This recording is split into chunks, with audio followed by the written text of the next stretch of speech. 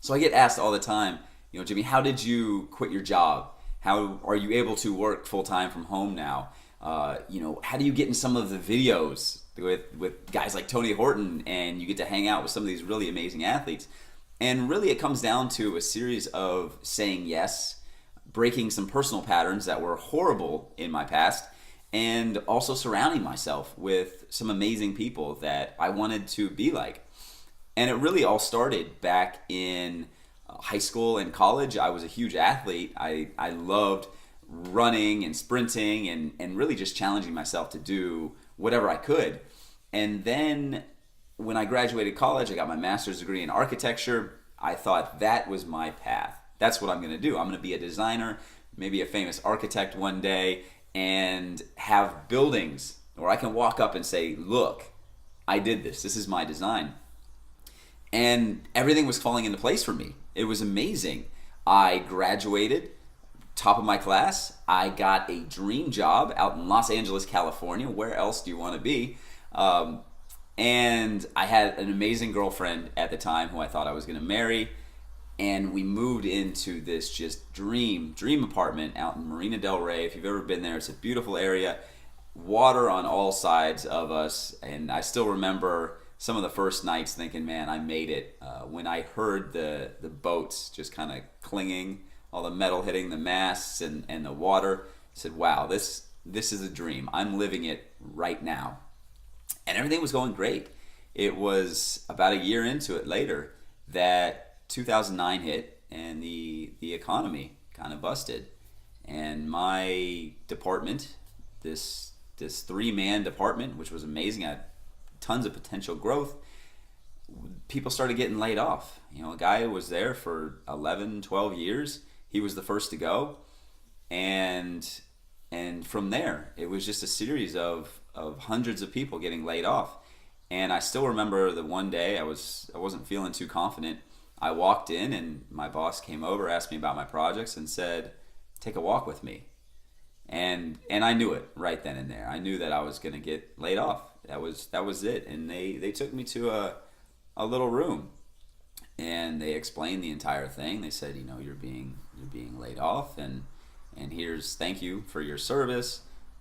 Here's what you have to do for unemployment. And that was a big wake up call. I used to think, how could this happen to me? Why am I on unemployment? I have my master's degree. I did everything right. Where did I go wrong? And so I walked out of that little office that day feeling pretty down. My entire world had come crashing down. And to top it all off, my relationship wasn't going that well. My girlfriend had broken up with me just a few weeks before. And now coming home with this news, I knew that I wouldn't be able to afford that dream apartment anymore. I knew I had to move. I had to get a roommate, something that I didn't want to do.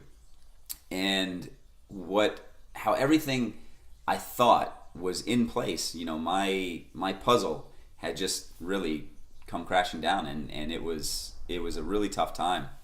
And so, I move out. I move to a different place. I move to a different city. I get a roommate, and I start looking for things that were really instant gratification. I was an old pool player. I love pool. I love billiards. I love the sport. So I started partying a little bit. I started going to the bar.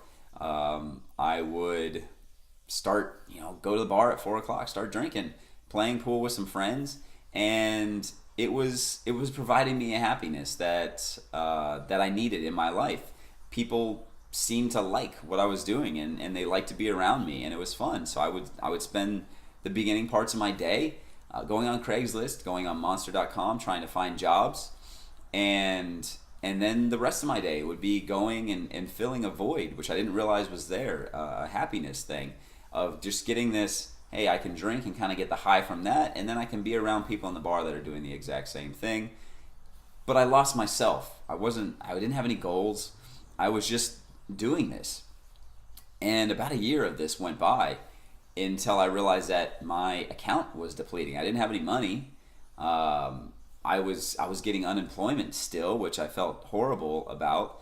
But this was my life. I was going to the bar every single day, and I woke up one day and realized, wow, I'm depressed. I'm I'm not happy with who I am, of who I've become. What happened from being an athlete that aspired to be, a top architect to now going to the bar and playing pool for a few hours? What happened to me? And so a friend came by and he gave me this disc, P90X disc, and he said, try this out, try this workout out, and see what you think. And I couldn't step down from a challenge, so I had never done a DVD program before. I had never even put in any type of athletic at-home thing, but I decided, hey, why not try it out? Let's see what happened.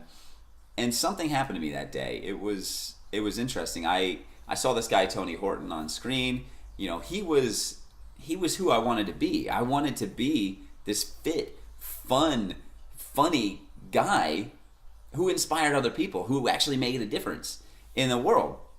Now I couldn't concentrate on that too much because I was lying on the floor dying, but I started to make changes within my own body. I could barely make it through the warm-up, through half of these things, but I started feeling good again. And I hadn't had that feeling in a really long time. Like I was accomplishing something for myself, and that my good feelings were coming from me, not from a substance.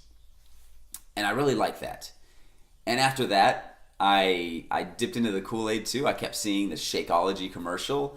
This was after I had gotten some of my friends to do this stuff with me. I saw the Shakeology commercial over and over and over and over, and I said, oh my goodness, I need to buy this stuff just so I know it's bad and I won't ever have to watch it and wonder ever again. So I got the green berry flavor, which was not that great, but it represented something that I hadn't done before. It represented me taking control of my nutrition. And while I didn't like the taste of it when I first had it, I loved how it made me feel. I was eating breakfast for the first time in my life ever. I was able to make my shake, get in the car, and go and have my healthy breakfast. And what that did is it started my day off right. And by doing that, other things started to click. I said, I am now in control of my nutrition. I can stop blaming my surroundings and the food companies for tricking me and other things. It says, look, I can take control of this if I want. I decided to do something that I'd never really done before. I didn't go out one Saturday night. I decided instead to try to go find my idol, my mentor, Tony Horton, the man himself. I'd go out to Santa Monica Beach. He keeps talking about it in these P90X videos, and I want to meet him. I want to meet this guy who's inspired me to begin to change my life and see what he's like and see what that's all about.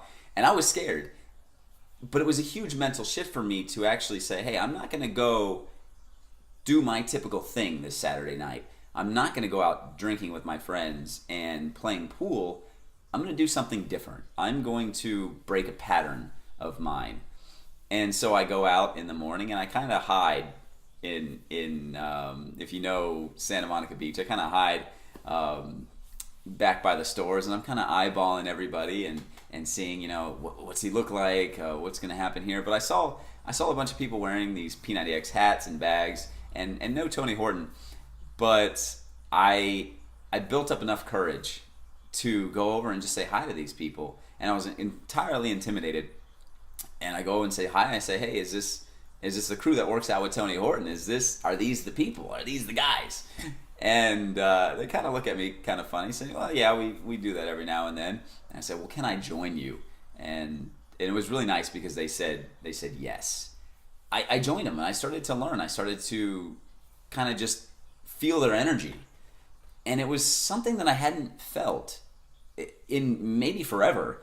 An energy of people trying to achieve goals, people that were actually happy about what they were doing and who they were. And I come from an office where people are upset. They're always working for the weekend and they don't have outside goals. It's like, this is what they do. And I looked at it, I left that day and I said, these are the people that I want to surround myself with. This is who I need to ultimately be. I need to get to this. I need to see what these people are doing. And it was great. One of my coaches, or my coach, I didn't know at the time, he asked if I wanted to sign up and become a Beachbody coach. I didn't know what that meant. I knew that it would be a way for me to stay accountable to my own goals and to start to dream and start to be who I'm meant to be. And so I signed up not knowing anything about the business, and I just started. And immediately I was rejuvenated. I said, wow, I've started taking control of my fitness. I've started taking control of my nutrition. Now I'm starting to take control of my life. And I decide, whether this thing works or not, I decide what I'm going to do. And it was this amazing feeling. It was almost unreal. I said, why haven't I been doing this before? What have I been doing if I haven't been doing this? And a month later, my coach comes to me and he says, hey, you need to come to Vegas with us. You need to come to Summit. You need to come to this event. I said, what's it all about? Going through the typical pattern of being me, trying to find something that was wrong with this thing. And he said, it's $150, whatever it was at the time. You need to come to Vegas. And I decided to do something different, something that I hadn't done in a while. Even though logic, nothing he could explain about this thing, told me I should do it. But I said yes. And I brought a friend with me. Her and I went, and we figured, hey, it's Vegas. Even if it's horrible, we're going to have a good time because it's Vegas. And we went. And there was a moment there where there was a keynote speaker. He's an author and presenter. His name is Seth Godin, a really funny older gentleman, hilarious. Loved to hear him speak. And had no idea who he was. We were in the audience, and he asked the audience, he says, what are your dreams? What's really going to make you happy? Not, I want a Lamborghini for every single day of the week that's all different colors. What are your true dreams? What actually makes you happy? And my dreams were, I started dreaming big. I said, well, I want a family. I want a comfortable income. I don't need to be rich by any means, but I don't really want to worry about money and doing things. And I'd also really like a house on Santa Monica Beach. That'd be really cool. Or a house on the beach, anywhere. That would be just an amazing life for me. Money, travel, family, and a great beach house. That would be it. And so we're going through this exercise, and he gives people time to come up with this. And after that, he asks, in your current life, with your current patterns, your current habits, are you trying to achieve that dream? Are you doing the steps it takes to get to that dream? And that was a really emotional moment for me right there, because I realized, no, I wasn't doing that. At my current job that I had just found, which I was incredibly grateful for, it would never lead me to that particular dream. It wouldn't give me the financial stability that I wanted. It was constantly making me stressed and overworked, and I definitely wouldn't get the beach house. And also, we only got a few days out of the year to go on vacations. And even if you worked there 5 years, you only accumulated like one more day. And I realized all the actions that I'm doing in my life aren't going for my goal. They're not going for my dream. So if they're not, I had to ask myself, I said, well, what am I doing? What am I doing? And so I left that conference, with a ton of energy from all the people that were amazing, but my mind was kind of scrambled. I thought I had done everything right up until that point. I had, when I came out to California, I had a great job. I unfortunately lost it, but I found another decent job where I was a design director of a company. I was making a decent income. I was using my master's degree that I had gotten, but I had never really thought, what are my dreams and am I going for them? And when I went back to work that Monday, I started looking around, and I started seeing people. And I said, are they happy? Are they dreaming? Are they living the lifestyle that they want? And I didn't really find anyone around that was doing that. And so I had to start to ask myself, well, what can I do?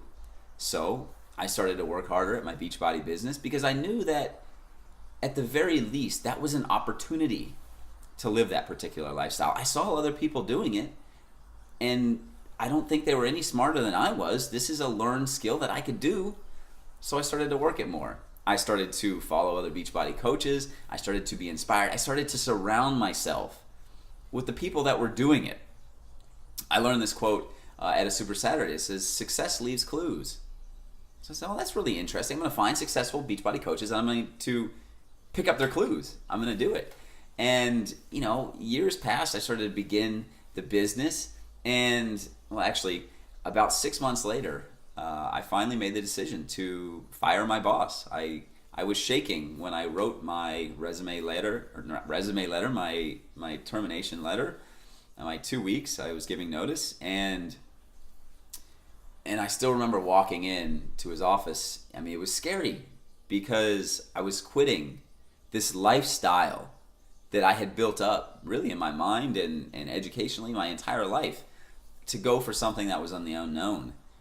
But it was a huge moment in my life saying, I'm not going to be constrained by other people and what they think I need to be doing or what life and society kind of has planned for me. I'm going to go out and I'm going to try to do this thing. And so ever since then, it's been really that over and over.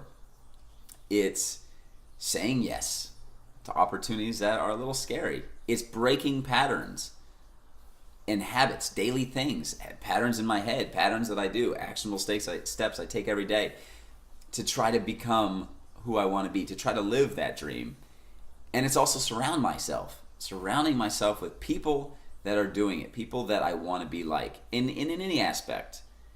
And from there, since then, here's where I am today. I've been so grateful to now not only have Tony Horton as an inspiration, as an idol, but now as a mentor and a good friend. I was able to be in 22-minute hardcore, like an awesome experience. I still remember looking at P90X and wondering, I wonder if I could be one of those guys in the video. To also, one of the greatest things is being invited up on stage to share my story with others and hopefully inspire them to start to live their dream and to start thinking about what is their dream and are they working for it. And it's been an amazing journey. So that's where we're at. Guys, I hope that this story has inspired you. And ask yourself the same thing that Seth Godin, I feel, asked me. Of course, he was asking the entire audience. He said, what are your dreams? What's truly going to make you happy? And are you currently working toward it? And if not, then what are you doing?